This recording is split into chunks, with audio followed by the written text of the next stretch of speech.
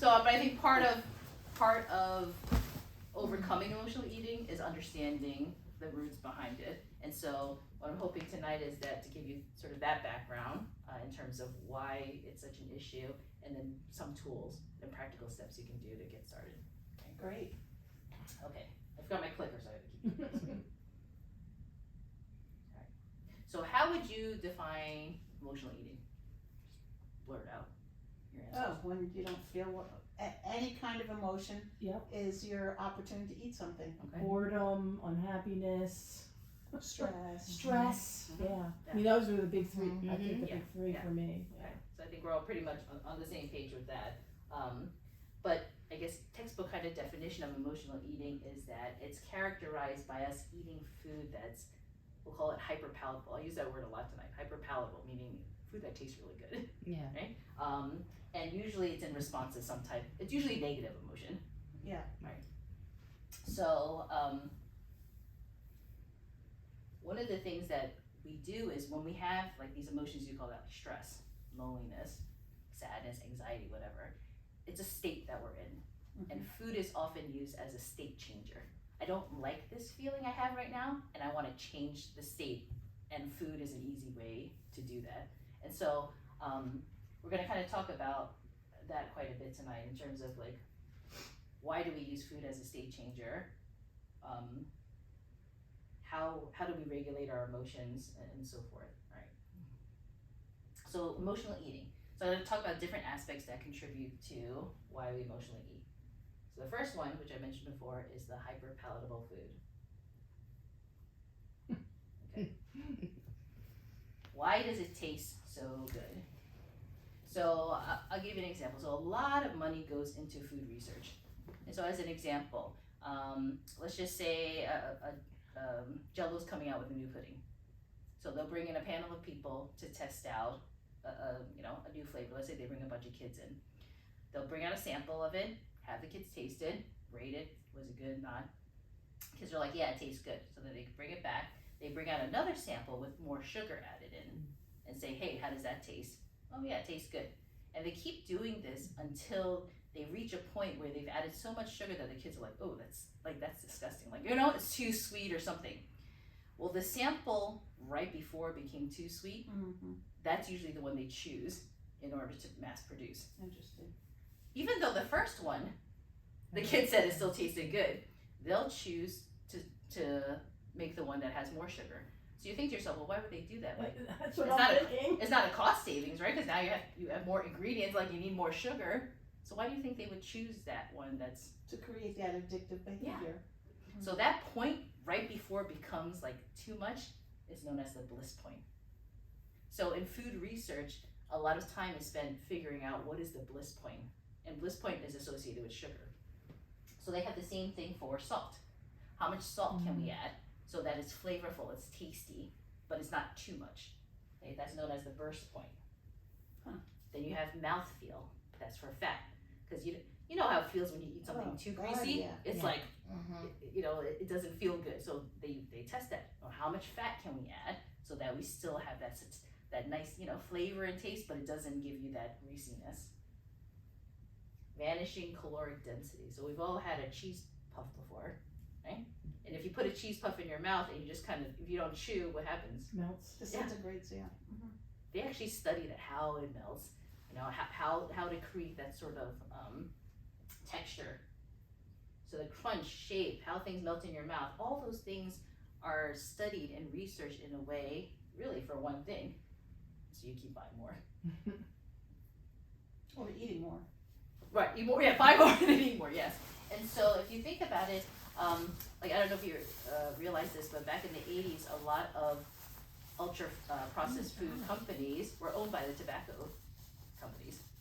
Oh, I didn't know. Yeah, yeah. In the 80s, they bought out like Nabisco and General Foods. So there's a number of them where the tobacco companies took over, and they use the same marketing strategies they use for cigarettes to apply to processed food, making it convenient, making it cheap, making it attractive. You know, remember the Marlboro Man and the commercials and Joe Camel and all those, to draw people. Like if you just watch, I remember like Saturday morning cartoons, and we're all kind of, in the sort of same age range. Like there was always these commercials like really colorful cereals, you know, Lucky and all these Charms, things, yeah. yeah, and Lucky Charms is just like, oh wow, everything looks so good, and it just made you want to go out and buy it.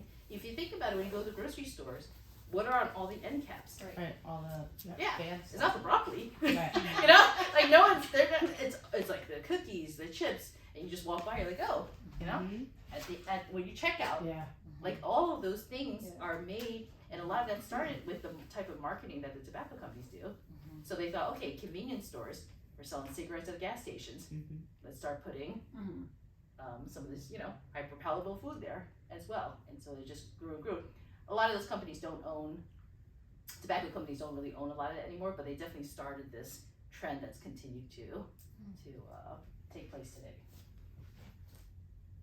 Okay. So dopamine reward. So it's not in your mind that when you eat something, it feels good. Because there actually is a reward system in your brain that is feeling something from eating this particular food. So the same reward centers that light up are the same ones that light up when you take drugs. It's true. There's the combination of high fat and high sugar together almost has like a snowball effect. Like it's you know, it's exponential than just if you had high sugar or if you just had high fat. So if you think about a lot of this junk food, most of them are high sugar, high fat.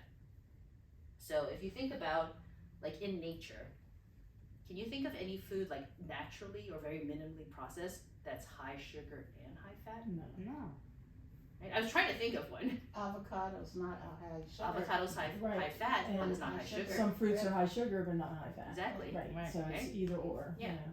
I mean, you know, so like there really isn't anything natural Mm. that's a high fat, high sugar. So your body doesn't really know how to handle that. And so that's why it kind of lights up that reward system so much because it stimulates our brain a lot. So when let's just say you had a stressful event, you came home from work and you're like, you know what, I'm gonna go in and have some ice cream right now. Your brain remembers that. It's like, oh, this happened.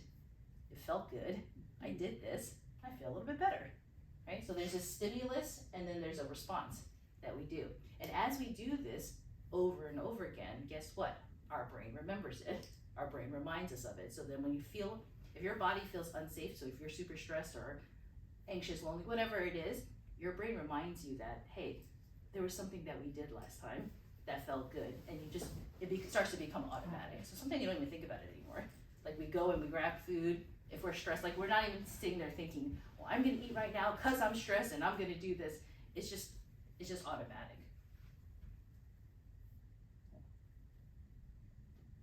All right, so that's one aspect of emotional eating is that we have this hyper palatable food like at our disposal that's addicting, easy to get. So what's another aspect of emotional eating? Diminished cortisol response. Are you guys familiar with what cortisol is? Mhm. What's cortisol? You know? It's the sugar, it's what happens to your body when it processes sugar or any kind of carbohydrate. Cortisol? It's the chemical released. Oh yeah. Well, so cortisol is released in response to stress. Right. Yeah. Oh, okay, yeah, Yeah. that's Yeah. that too, And, yeah. and so one of the things that happens is in a normal situation, we get stressed, cortisol's released. When our cortisol's released, it actually releases like glucose for energy because if you're under some kind of stress, you probably need energy. But what happens is, are a lot of us under chronic stress? Mhm. So when you look at chronic stress, how does that affect my hunger? So let's just say, what's the difference between acute and chronic? So an acute stressful situation would be like, let's say you're driving home from work. You're about to go at a green light, somebody runs a red light, and it's like almost hits you, and you manage to get out of the way. What happens? Your heart's racing, like, you know, you feel that whole adrenaline and all that. That's an acute stress response. Mhm. So when that happens, glucose is released, and at that point, like, you're not hungry. Like it's a very acute situation. Your body's not saying, "Oh, go eat right now." So like, it's made so that hunger is kind of suppressed in that acute situation. When you're chronically stressed, what happens is cortisol is constantly being released, and then the signals of your cortisol don't work as well, And so when you should be in a situation where you really shouldn't be hungry, well, now that signaling is off. And so cortisol actually starts to, that diminished cortisol response actually stimulates your appetite. So there's strong associations between people who are chronically stressed and high emotional eating.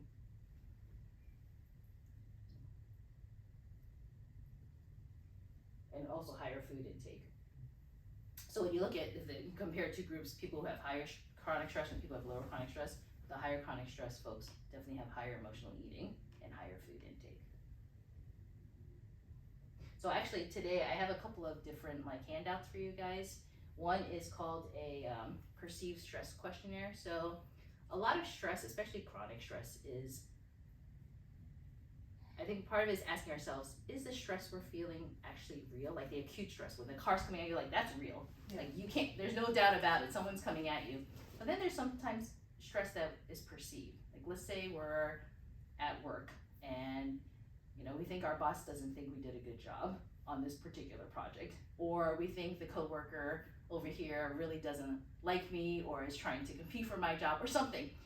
Is that actually happening? I don't know. Maybe it is, maybe it isn't. But there's this perception that gives us stress. Like our thoughts are giving us stress of what may or may not be happening. Could be relationships, could be your kids, whatever it is. There's this perception. Huh? Kids. And over 80% of our stress is actually perceived stress. So I actually have a little handout later that you can kind of do just to sort of assess how am I in terms of my stress interpretation. Is a lot of it perceived? Just kind of gauging yourself and getting a better baseline. Because we may be under a lot of chronic stress, but a lot of it could be self-induced. Internalized, yeah.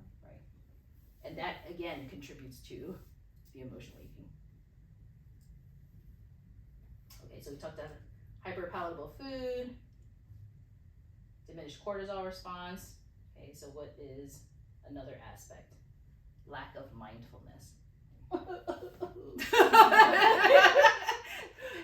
So this is probably the hardest one of all. Now just kidding. yeah, this is probably the toughest one.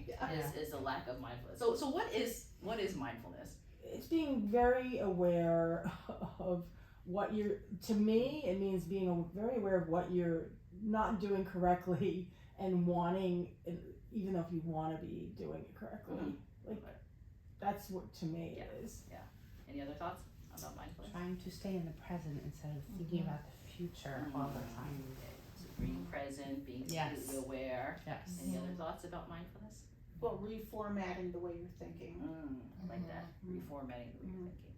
Being able to reel it in from yourself, with strategies. So is mindfulness natural? No. Reactiveness is, I think, more natural, especially living in the kind of world we live in now. Right. Yeah, it takes work to be mindful. I Oh, think. it does. Yeah. It absolutely does. So let's talk about mindfulness a little bit. So all the answers you gave are totally on point. So it is a self-awareness. So being mindful is just having your mind completely full of what's happening right at that moment, being completely present. So it's giving us awareness of what we're doing and even why we're doing it. And so I would say being able to develop your mindfulness is probably one of the greatest tools that you can have to overcome emotional eating. And it takes time, and we'll talk about some different ways to develop mindfulness. But that's a huge step in what makes emotional eating manageable. Okay, so remember before we kind of talked about there's a stimulus. Like let's say the stimulus is, you have a stress or something, and then the response is I get Ben and Jerry's, whatever that automatic thing is. And every time we do it, we start to develop a path. Like if you ever go take a walk in the woods or something like that, and let's just say you saw both of these areas, where would you walk? On the path. Yeah. Because it's done, it's easy, I don't gotta think about it, it's already paved. That's us without mindfulness, right? It's just, it's there, it's easy, I don't have to think about it. But if I wanna go this way, it's like, well, where am I gonna go?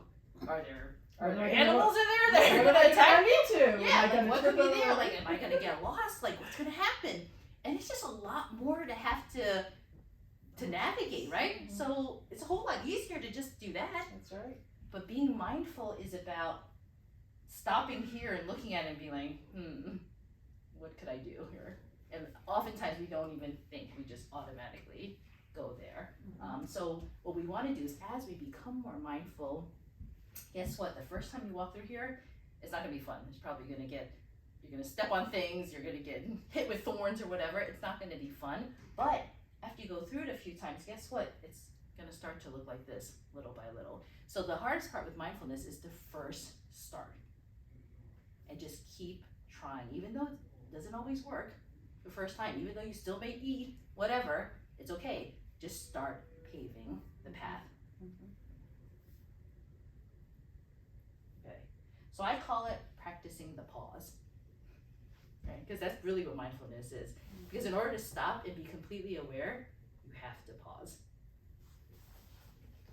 So the first thing is to be a non-judgmental observer. Okay? And I say non-judgmental is because you can't really fully assess what's going on if you're have negative self-talk.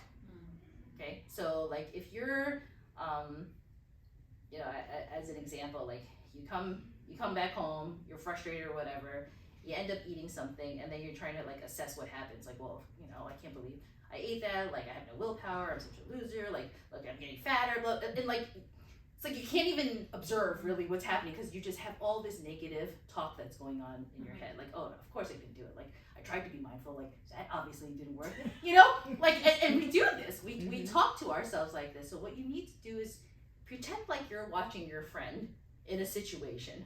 And it's like, you're not going to judge your friend. You're just going to say, you know, she just wants to know what she was doing and what was happening. And so it's like, okay, you know what? I noticed that when you came home, you know, you did this and this first. And then you probably, because I saw you before, you were on the phone and you looked like you were kind of upset about that. So maybe you were actually angry. You're just basically observing a situation without any judgment. So that's what you want to start doing. You know, if you find yourself in those situations where you're emotionally eating, it's okay if you're already in the middle of it. Just be an observer and start noticing things. But it's very important to be non-judgmental. Okay? And I think the other thing you want to ask yourself is, what is the emotion I'm actually trying not to feel? Because there's obviously something you're feeling. That, remember we talked about being a state changer? So there's some state I'm in right now which I don't really like. And so I think part of it too is identifying, well, what is that state? Is it loneliness? Is it boredom? Is it anger? Is it frustration? You know, whatever it is, you know, so identify that. And then you want to also ask yourself, okay, let's just say you identified it. It was, you know, Being overwhelmed. being overwhelmed. Okay, there's a great That's my big one. Okay, so you're being overwhelmed. So then you want to ask yourself, okay, I'm feeling really overwhelmed right now. What does my body and mind actually need?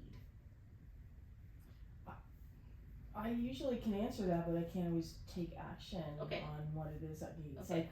So what would be something that actually Going on a hike, Okay. going to the beach. I love nature, so those are my happy places, and if I can get out to do that, Okay. it works.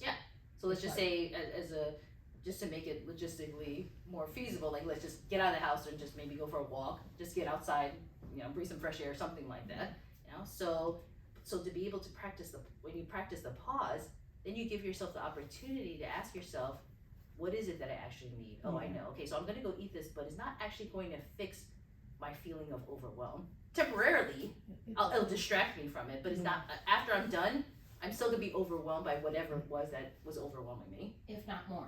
Right, because now you're mad at yourself because you ate the ice cream, right? So not only did you not go walk, but now you're mad because you did something you didn't want to do. And so it's important to, once you identify that emotion, what's actually gonna help that emotion? So what does my body and mind actually really need? Not want, what does it need? And mindfulness doesn't discount your emotion.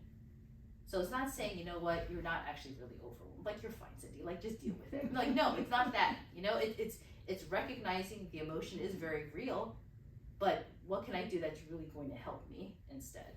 So we're not discounting these feelings that we are really anxious, we are really sad or lonely, you know, those things are real, but it's just how do we cope with it and manage. So what we want to get to is we want to kind of get to a place where we become intuitive eaters. So we can really kind of separate, okay, what's really going on here? Am I actually hungry, or do I just want to eat?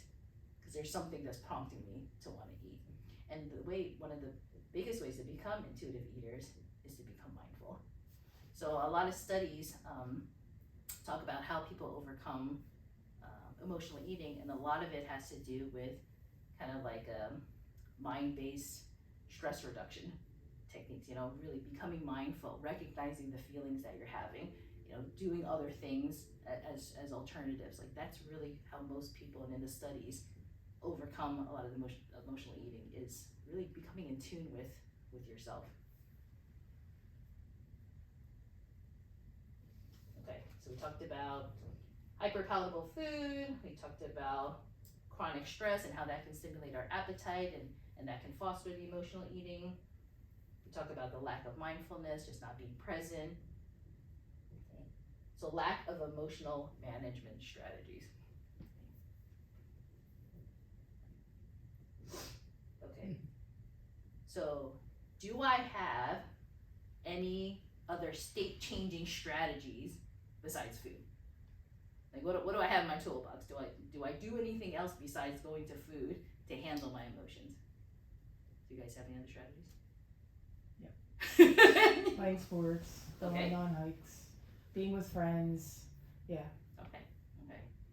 So, I mean, we may or may not have these things, or we may know we have them, but we don't use them, right? So that could be the other thing too. So, you know, a lot of times we go to food because we're not really great at self-soothing otherwise. We don't really have the tools in place, or maybe we know these things, but we don't practice them, and we don't know how to access them when we need it. We just know they're there, but we can't really access it in that state of mind.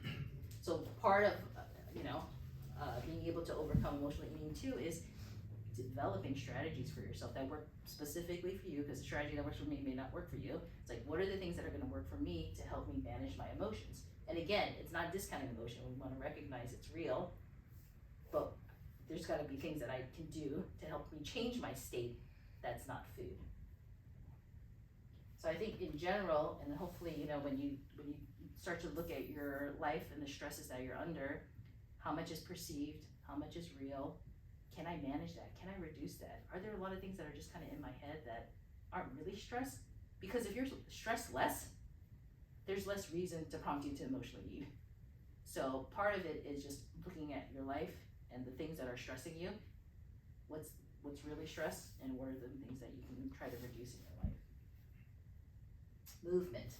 A lot of the studies showing that movement really helps with emotional eating. So just, it doesn't have to be like you go and do CrossFit. Like you can just walk, stretch, you know, some light yoga, like anything, just moving your body helps a lot with emotional eating. Social connections, like having those people that you know are your go-tos of, okay, when I am super frustrated, I don't necessarily have to go and eat something. Maybe I can call, you know, Mary and Tom and whoever, you know, because I know that they're going to be somebody that I can vent to. They're not going to judge me, and I can just unload. And when we talk about what do I really need right now, like before that emotion, it may be like, maybe I just need to talk to somebody. And so practicing that pause allows you that opportunity to say, okay, let me identify what strategy is going to make sense right now.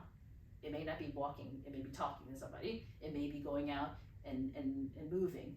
You know, it's going to be kind of dependent on what emotion it is that you're trying to handle. Sleep. We cannot manage our emotions if we are sleep deprived. It's just like when we think about, right, like, I don't know if everyone has kids here, but like when kids were little and they didn't get their nap, like they were monsters. Yeah. They can't handle anything. They're crying about everything. Like you move something, like we're the same. Like when we don't sleep enough, we cannot manage our emotions well. So how are we supposed to be able to manage emotional eating? So sleep has to be a priority. And our next sessions on sleep. So if you're having trouble sleeping or Well, struggle with sleeping, So I have a question, just, I don't want, I know you yeah, have no, a go session. ahead. So when you get older, I may be older than everyone, I don't know. You have to wake up a couple of times a night to go to the bathroom. Yeah. I mean, it's like almost like being pregnant again, although you're not pregnant. Yeah. And I feel like I never get I mean, I can always go back to sleep. It's not like Right. I can't go back, but I am waking up Yeah, because I have yeah. to go to the bathroom. Yeah. So It's like- we'll talk about some things okay. about how to maybe minimize Okay. how often and Don't maybe drink some water things- before I go to bed. Yeah. I mean, I know some of them. Yeah, But, yeah, but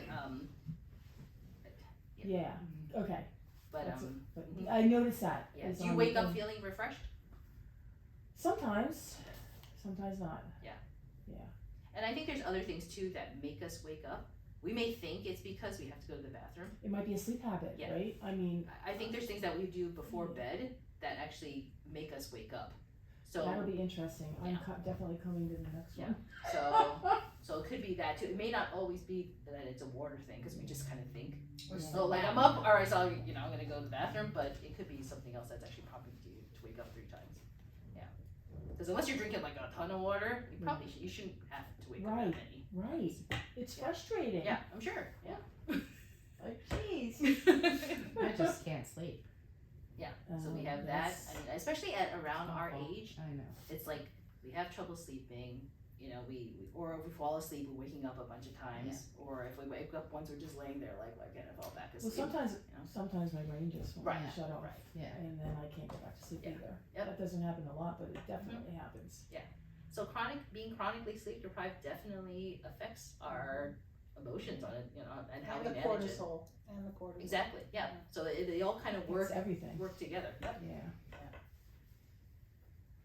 So breath work, Mm. and it doesn't have to be anything fancy. Like I have my alarm set on my phone. It goes off a couple times a day, and it just reminds me to stop and breathe. And I just close my eyes, and for like a minute, I just take like 5 or 6 deep breaths, and it's amazing how I much use it that all will the do. time.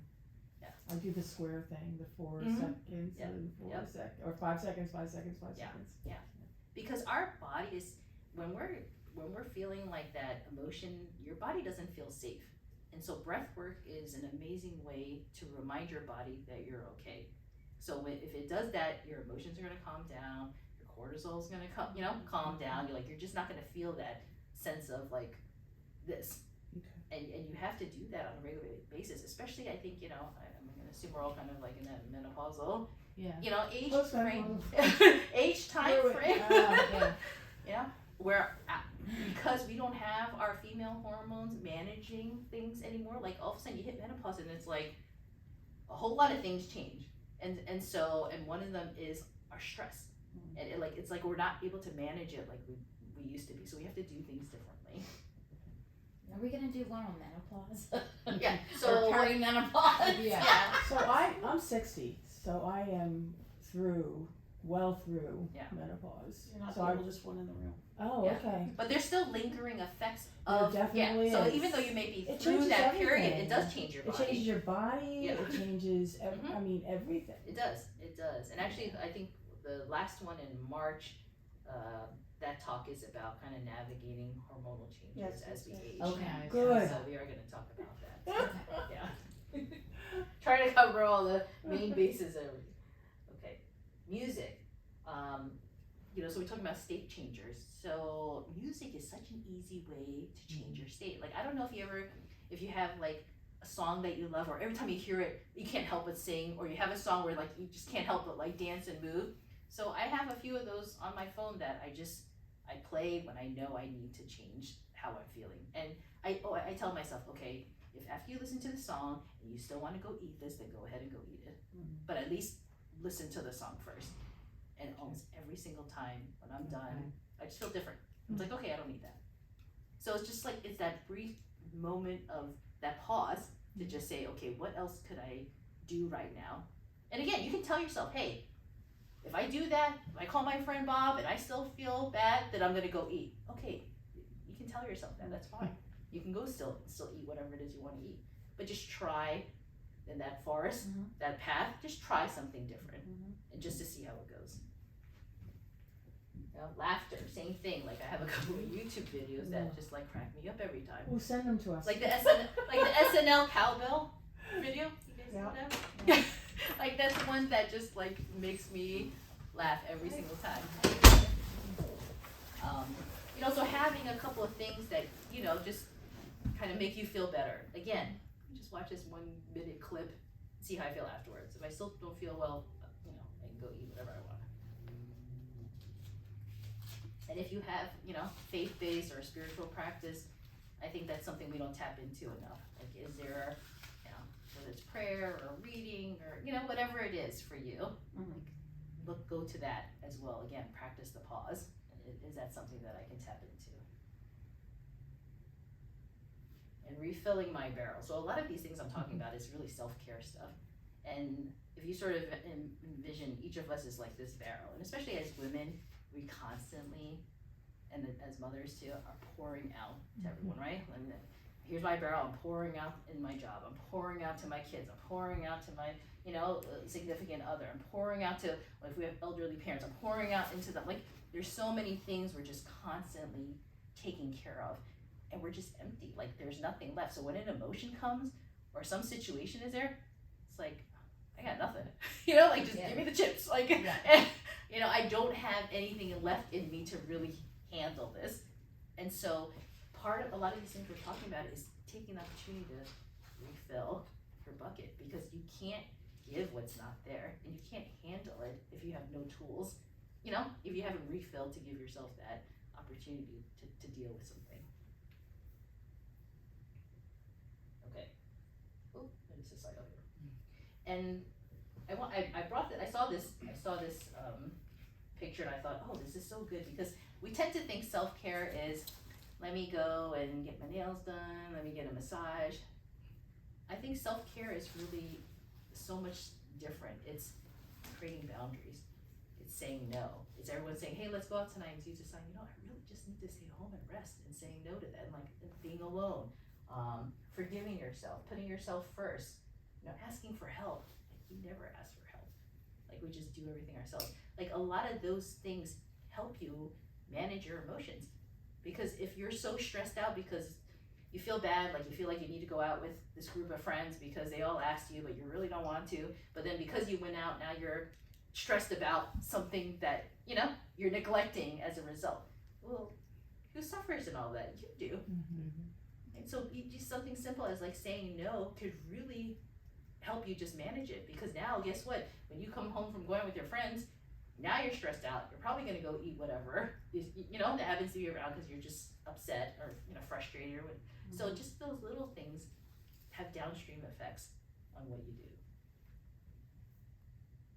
Okay, and the other two, I'm not specifically going to go into detail on these, but you know, there are, for some people, like unresolved past traumas or experiences that somehow now have become tied to food. Like there's this one of my clients I work with, you know, she was abandoned a lot as a child, and she was left at home with her cartoons and a whole lot of junk food at home.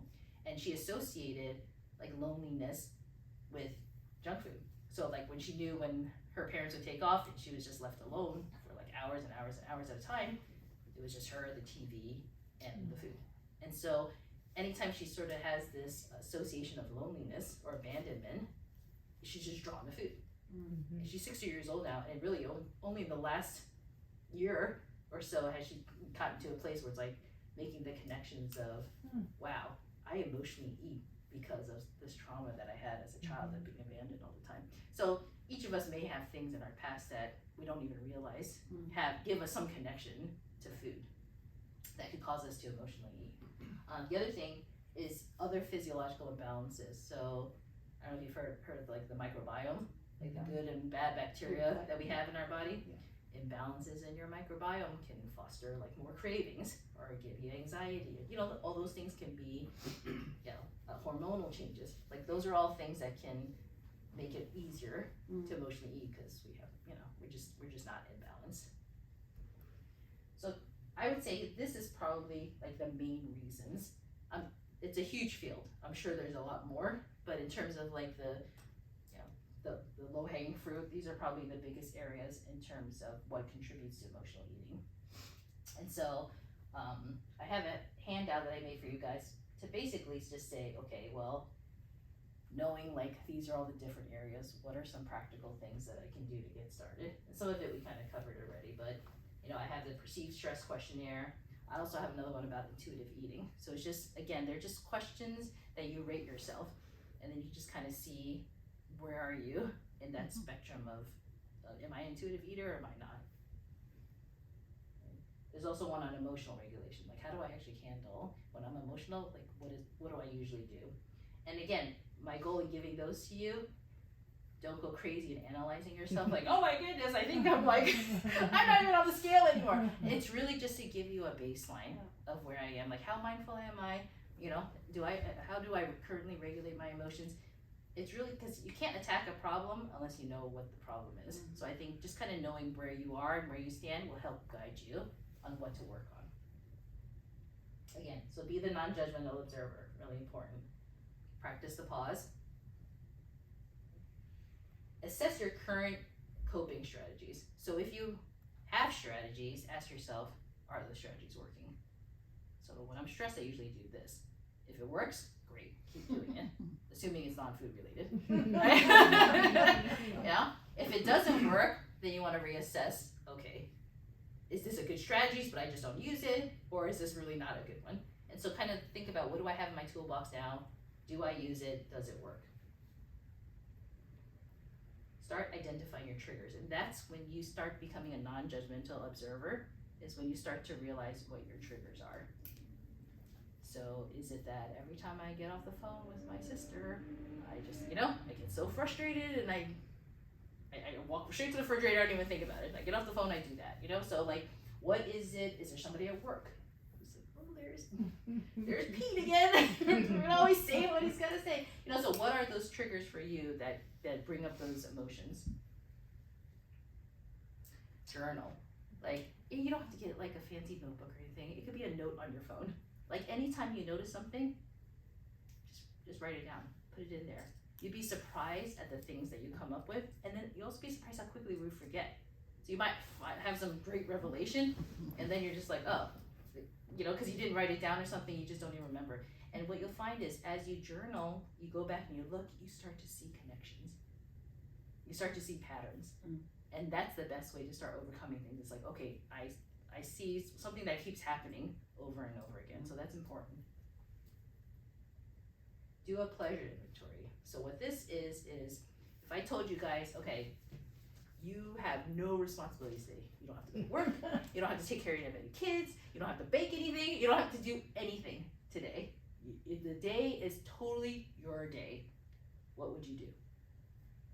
This is assuming you can't really say, oh, I want to fly to Hawaii. Like, no, like this is like you're like home, okay? Like you have the day. What would you do? At home? Anywhere. Well, I mean, within reason. Like you could drive to the beach if you want to, but but it's like you can't get on like a plane or something like that. I would sit on the beach.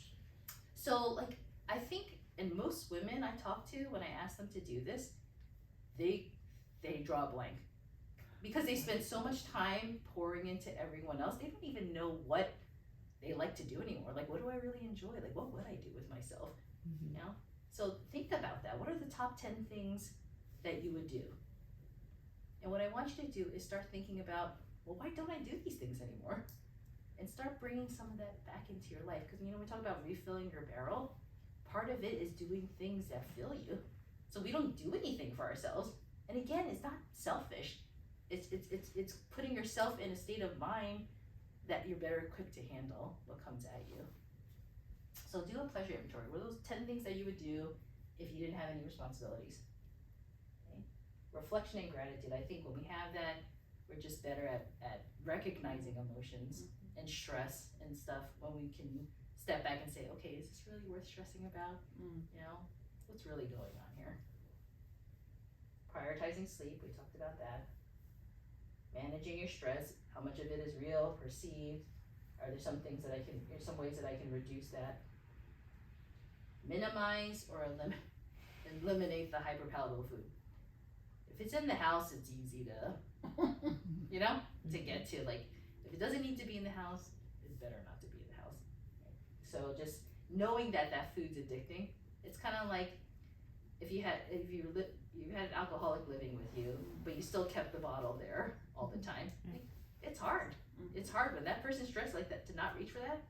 So if you don't have to have it in your house, if you don't, a lot of us too, like if we don't have little ones in the house and it's just us, it doesn't need to be there. So remove that extra temptation for yourself. Movement, exercise, breath work, and then social connectedness.